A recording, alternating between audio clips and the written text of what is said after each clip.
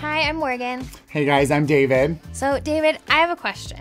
How do I nail a nude lip without looking too washed out? I just got this awesome product in my play box. It's the Tarte Color Splash Lipstick from the Rainforest of the Sea collection in Salt Life. It's such a good color. So I think that's a really common concern is you get that perfect nude colored lip and then you put it on and you feel a little washed out, right? Yeah. Sometimes. I think the key here is the definition in the other areas of your face. Okay. It doesn't have to be a lot of makeup, but strategic definition is what works best. Yeah. So like on you, some of the things that I did was, you saw I was using a little bit more of the blush and bronzer, so we created a really nice sculpt on your face.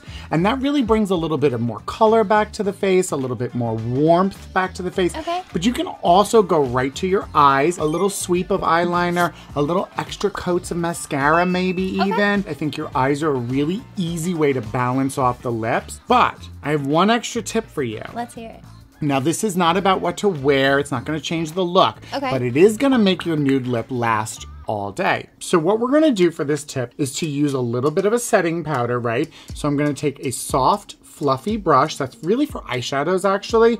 But it's perfect for this because it's going to get a small amount of the product. Okay. And what I'm going to do is I'm actually going to powder around the lip line. It's not really over the lip. Okay. Over the lip line and just a little bit outside of it, because what you're trying to do is create a barrier of a setting powder that's going to absorb oils as well as protect any hydrating lipsticks from sort of seeping out onto your skin. So it's a nice, easy thing to do even if you don't wear powder every day. Okay. So now you can apply your lip. See how it feels. It's going on so easy. It's Yeah. like a creamy formula. Such a good, that color is perfect on you. How's you it did look? that good, girl.